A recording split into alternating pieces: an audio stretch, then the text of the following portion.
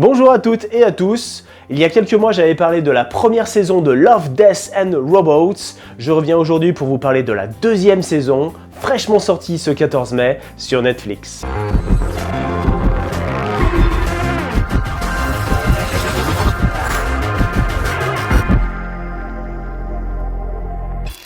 On reste sur le même principe, cela consiste en un florilège de courts-métrages en animé ou en 3D. Les critiques du web sont assez unanimes, la deuxième saison a déçu. Je pense qu'il est nécessaire de rétablir ma vérité. Je vais tenter d'expliquer les deux raisons qui ont fait que cette saison a été moins aimée. On ne peut être que déçu par la deuxième saison qui ne comporte que 8 épisodes alors qu'il y en avait 18 dans la précédente. Peut-être que l'épidémie mondiale en est responsable. J'avoue avoir été frustré d'avoir maté en 1h30 la deuxième saison. Il aurait peut-être mieux valu attendre un peu plus et avoir davantage d'épisodes. La seconde raison est que le public ciblé s'est élargi. La première saison était destinée à un public averti, souvent interdit aux moins de 16, dû aux scènes de violence et de sexy plus. Dans ce deuxième opus, la violence n'est que très rarement montrée et le sexy a quasiment disparu. Hey, forcément, ça n'a pas dû plaire à tout le monde et c'est bien compréhensible. Quoi maintenant? Tout de suite. J'ai dit stop! Imagine, tu t'attends à mater Tuernay et en fait tu regardes Monstres et compagnie. Évidemment, ça chie dans la colle et ça entraîne des critiques cinglantes. Même si au fond de toi, tu as vachement aimé Monstres et compagnie. Pour moins de partialité, passons tout de suite à l'analyse des 8 épisodes de Love, Death and Robots. Les deux épisodes les moins intéressants sont le deuxième et le cinquième.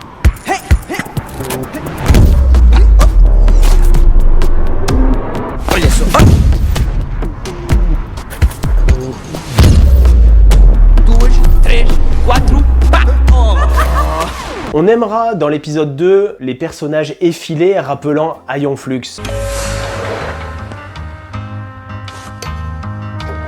Par contre, il n'y a ni Love, ni Death, ni Robots. Avait-il sa place? Pour l'épisode 5, je n'ai pas été spécialement conquis. C'est pas nul, mais c'est pas bien. Oui, mais ne perdez pas de temps. Nous avions bien sûr d'abord pensé à des exagérations ou à une illusion d'optique. Mais au vu du nombre grandissant de témoins revenant de la plage, nous avions finalement décidé d'aller voir de quoi il retournait. Remue-toi, Steven! Le 8e épisode ne plaira pas à tout le monde, et encore moins à ceux qui ont adoré la première saison. Cet épisode, écrit et réalisé par Tim Miller, est un récit poétique,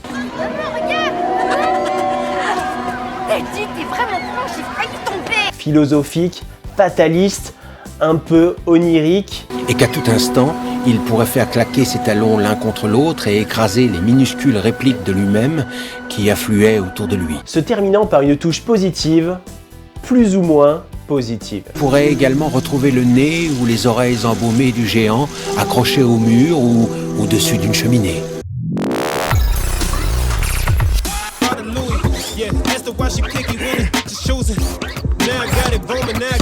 Les épisodes 1 et 6, plutôt comiques,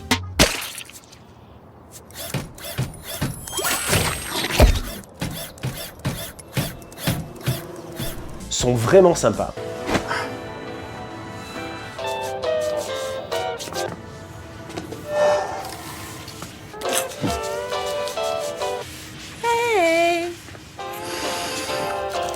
J'ai adoré l'épisode 6, il est ultra court, seulement 4 minutes, mais ô combien efficace.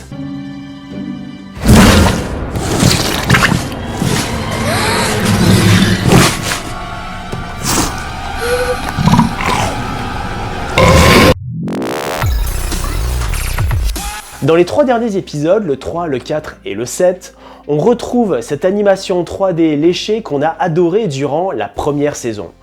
On notera quand même une qualité d'image un poil moins bien.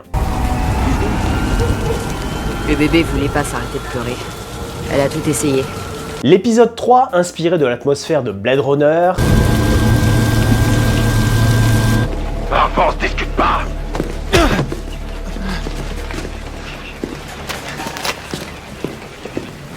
Me laisse sur ma faim.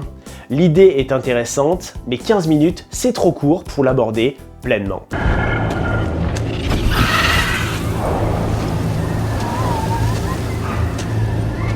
Dans l'épisode 4, on a l'impression de se retrouver sur Tatooine.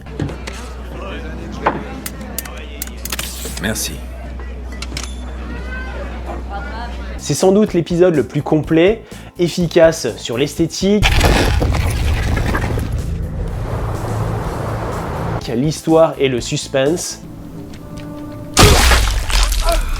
Vraiment bon.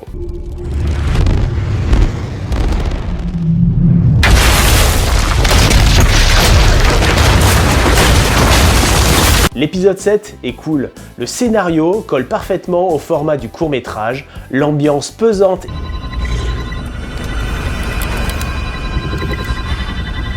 et angoissante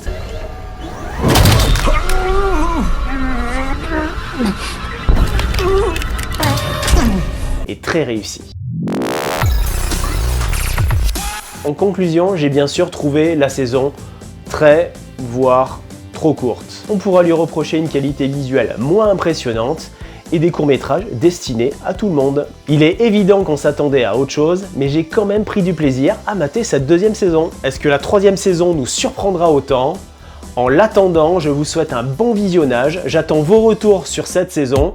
Des bisous, ciao!